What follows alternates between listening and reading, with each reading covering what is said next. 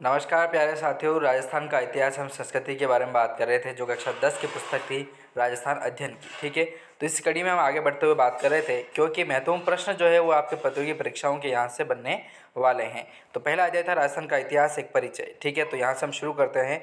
हमने total 260 question के लगभग जो है वो कवर किए थे इस पहले वाले वीडियो में।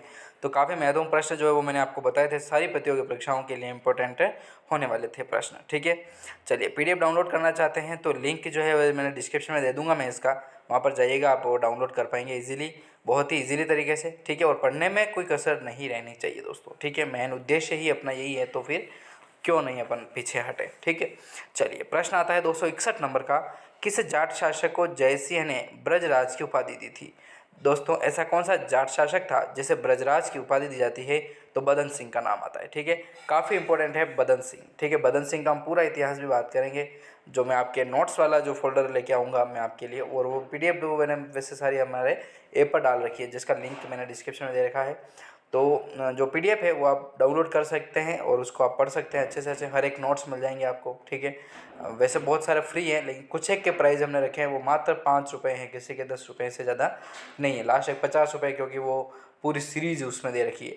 देखिए दोस्तों, आप 100 पुस्तकें पढ़ें उससे बेटर है कि आप एक पीडीएफ खरीद करके पढ़ें, अच्छी बात है। छोटी से छोटी बुक भी लेने जाएंगे ना तो 50-100 रुपये आपसे ले ही लेंगे।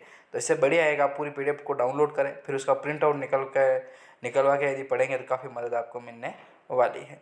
चलिए प्रश्नों की ओर बढ़े। किस जाट शासक ने पानीपत के युद्ध के पश्चात मराठों को शरण दी थी? दोस्तों ऐसा कौन सा जाट शासक था जिसने पानीपत का युद्ध होता है और उसके बाद मराठों को शरण दे दी थी? तो वो था दोस्तों अपना सूरजमल जाट। ठीक है, जाट है ये, सूरजमल जाट, इंपॉर्टेंट याद रखिएगा। प्रश्न है कि रुहेलों के खिलाफ हुए युद्ध में किस सेनापति ने सूरजमल की मृत्यु की पूर्ण पुष्टि पर ही विश्वास किया था? तो वो था नजीब खान। नजीब खान का नाम आता है।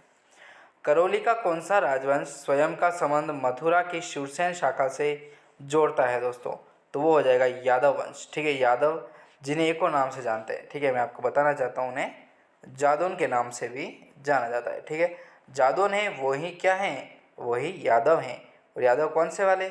शूरसेन वाले। ठीक है, जो अपने भगवान श्री कृष्ण के यादव, जो यदुवंशी जिन्हें माना जाता है, यादववंशी यदुवंशी वही है। ठीक है दोस्तों, चलिए अगला प्रश्न है कि करौली के यादव राजवंश की स्थापना किसके द्वारा की गई थी?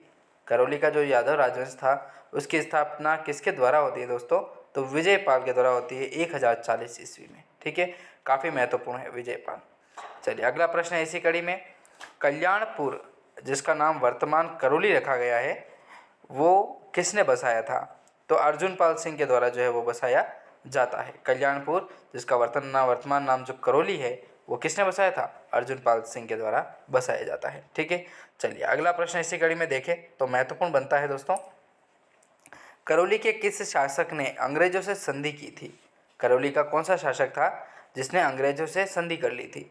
तो हरबख्शपाल सिंह जो है उसका नाम आता है। ठीक है, हरबख्शपाल सिंह करौली का शासक था जिसने अंग्रेजों के साथ संधि की थी दोस्तों। अगला प्रश्न है इसी कड़ी में। आबू के परमार वंश का संस्थापक कौन था? दोस्तों आबू के परमार जो वंश थे उनके संस्थापक अपने धूमराज नाम आता है। अगला प्रश्न है किस युद्ध में मराठों के विरुद्ध राठौड़ कछवा संयुक्त सेना पराजित हुई थी? तो पाटन का युद्ध का नाम आता है, जो कब होता है? 20 जून 1990 में होता है।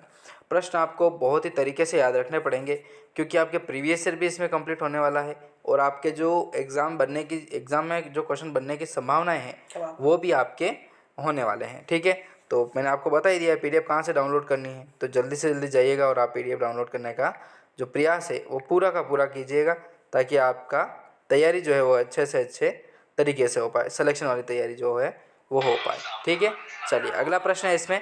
मेवाड़ की राजकुमारी कृष्णा कुमारी से विवाह को लेकर के कौन से शासकों में विवाद था? दोस्तों मेवाड़ की राजकुमारी जो कृष्णा कुमारी थी, उनके विवाह को लेकर के कौन से शासकों में विवाद था? तो जोधपुर का एक तो मानसिंह का नाम आता है और एक जयपुर के जगत सिंह का नाम आता है। ठीक है, ये कहेगा मैं पन्नू, ये कहेगा मैं पन्नू थी, लेकिन कृष्णा कुमारी ने जहर पी के अपनी जो ई लीला है वो समाप्त कर ली थी दोस्तों, तो कोई किसी के हाथ नहीं लगे, तो अच्छा ही था। कृष्णा कुमारी किसकी पुत्री थी? चलिए ये भी प्रश्न देख लेते हैं इसी कड़ी में कि कृष्णा कुमारी जो है वो पुत्री थी मेवाड़ के शासक भीम सिंह की। ठीक है, विवाद कौन सा था? वो जहर का विवाद होता है, मतलब इनका शादी का विवाह होता है जिसमें जहर खा करके जो कृष्णा कुमारी जो है वो अपनी जीवन को समाप्त कर लेती। किसके कारण? जोधपुर का मान सिंह और जयपुर के जगत सिंह के कारण। अगला प्रश्न है कि जोधपुर में सत्ता संघर्ष किसके मध्य चला था? जोधपुर में सत्ता संघर्ष जो है वो विजय सिंह तथा राम सिंह के मध्य चला था। काफ़ी इंपॉर्टेंट प्रश्न है दोस्तों, ठीक है, तो आप तरीके से याद रखिएगा। इस तरीके से पहला जो अध्याय है दोस्तों वो अपना कवर हो चुका है। दूसरा अध्याय चलेगा राजस्थान के प्रमुख संत एवं लोक देवता, राजस्थान के संत और लोक देवता। तो इससे काफ़ी प्रश्न इंपॉर्टेंट बनने वाले हैं। पीडीएफ डाउनलोड कर सकते हैं, लिंक मैंने डिस्क्रिप्शन में डाल रखा है, वहाँ पर जाइएगा और डाउनलोड करने का जो प्रयास है वो आप कीजिएगा, ताकि आपके जो प्रयास है पढ़ाई के वो पूरे हो पाए। तो चलिए मिलेंगे नेक्स्ट वीडियो में, तब तक के लिए जय हिंद, जय भारत, वंदे वंदे मातरम दोस्तों। जय हिंद, जय श्री राम, वंदे मातरम। हिंदू नववर्ष की हार्दिक बधाई।